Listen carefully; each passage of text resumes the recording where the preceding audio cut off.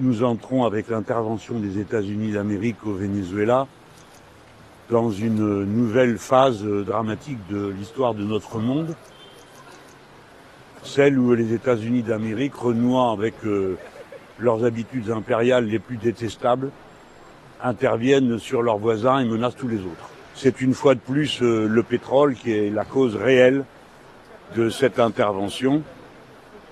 La lutte contre le narcotrafic n'étant qu'un prétexte. Le pétrole qui déjà a justifié tant d'interventions dans le monde, tant de dégâts, tant de morts, en Afghanistan, en Irak, et cette fois-ci au Venezuela, de sorte que, avec l'enlèvement du président Maduro et la prise de contrôle de ce pays par les États-Unis d'Amérique qui prétendent, comme on vient de l'apprendre à l'instant de la bouche même de M.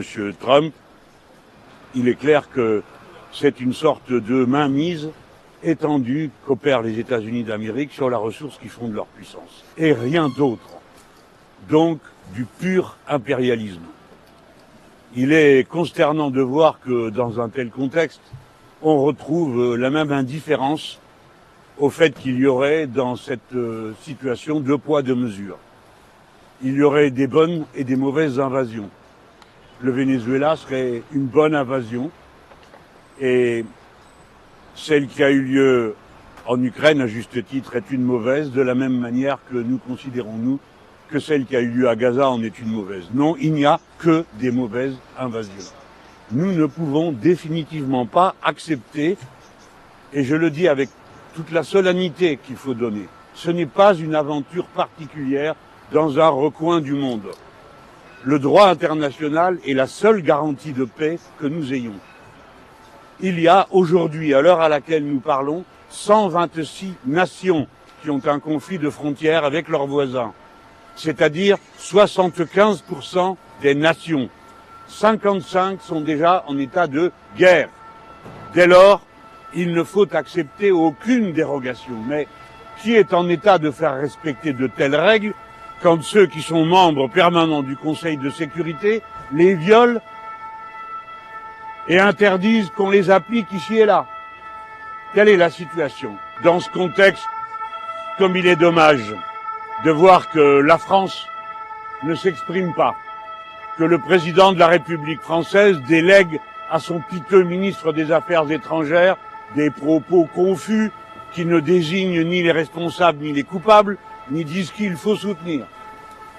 La France a-t-elle une autre possibilité sur la scène internationale que d'être totalement, radicalement indépendante, c'est-à-dire non alignée? Pourquoi cet abaissement devant l'Empire? Pourquoi cette servilité européenne qui, une nouvelle fois, s'est manifestée par la bouche de la commissaire européenne aux Affaires étrangères? Tout cela est terrible. Que notre pays soit absent de cette façon est inacceptable. Il faut, sans barguigner, exiger la libération et le retour immédiat de Nicolás Maduro, libre au Venezuela. Ainsi, bien sûr, que son épouse, qui dans cette histoire est une sorte de capture que fait l'Empire pour impressionner ses adversaires. Voilà où nous en sommes. Tout cela est terrible. Les Français ne doivent pas croire que tout ceci, parce que ça se passe loin, ne les concerne pas directement. À cette heure, on peut se demander s'il existe encore un ordre international, s'il est possible de s'y référer, s'il est possible de vouloir la paix. En tout cas, dans les grands débats qui vont s'annoncer dans notre pays, la question de la paix et de la guerre ne pourra plus être traitée avec la désinvolture avec laquelle il a été traité jusqu'à présent, et où des décisions sont prises en solitaire par un personnage non moins solitaire qui décide de ceci, de cela, et ne tient plus compte des règles qui doivent s'imposer sur le plan international. Voilà en tout cas comment les Insoumis voient cette situation. Je ne cache pas que c'est un moment douloureux pour beaucoup que de voir ce qui vient de se passer. Très douloureux. Les États-Unis, profitant de leur élan, ivres de mots pour M.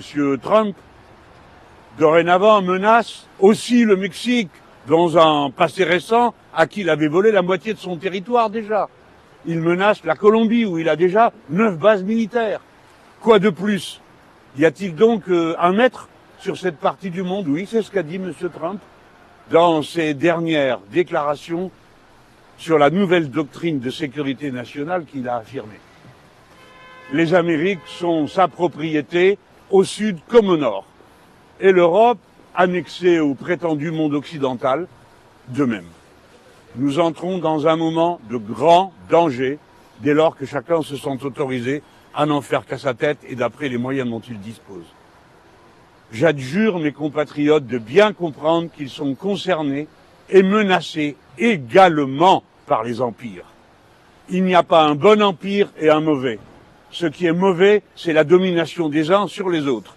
Et ce qui est mauvais, c'est ce qui met en cause la souveraineté nationale de chacun des États et des peuples, quoi qu'on pense ici ou là des gouvernements.